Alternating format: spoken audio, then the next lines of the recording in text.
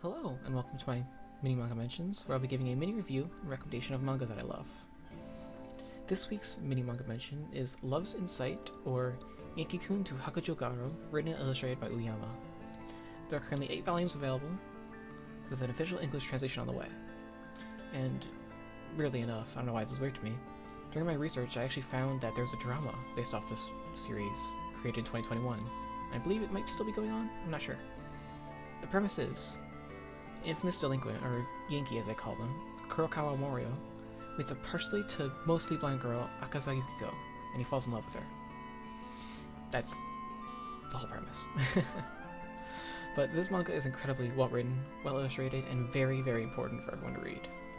As someone who works closely with disabled people, especially disabled kids, this manga shows not just the difficulty of everyday life for a disabled person and how important accommodations are for them, but it shows the issue of how little accommodations actually exist for them.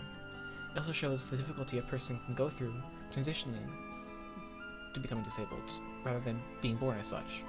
However, this is all packaged in an adorable love story between two completely different people, both attempting to integrate and acclimate to the real world for each other, despite the real world not being made for them. You know, a blind girl and someone who's trying to reform to become a better person. While their difficulties may be similar, they're not the same. But they encourage each other to move forward and grow alongside people alongside them, you know, their fans and families.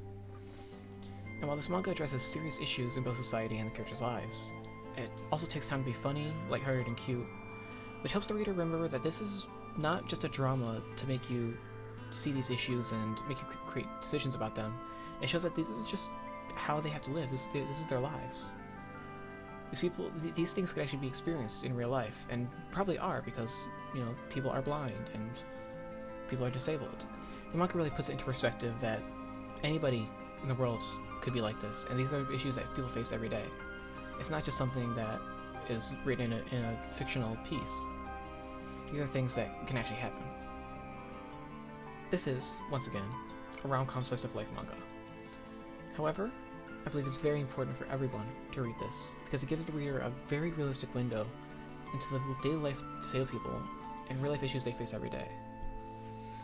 Once again, as someone who works closely with people like this, it gives a very realistic view of how they have to live and what they don't have, like that typical people do in life. And that alone makes the manga a 10 out of 10 for me, because that's a very important issue to me.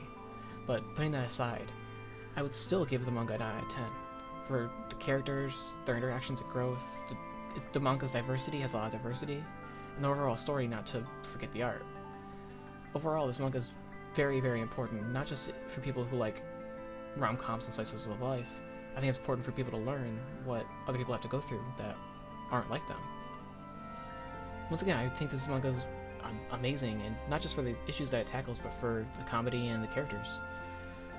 But that was all for today's mini manga mentions. I hope you enjoyed, and thank you for watching.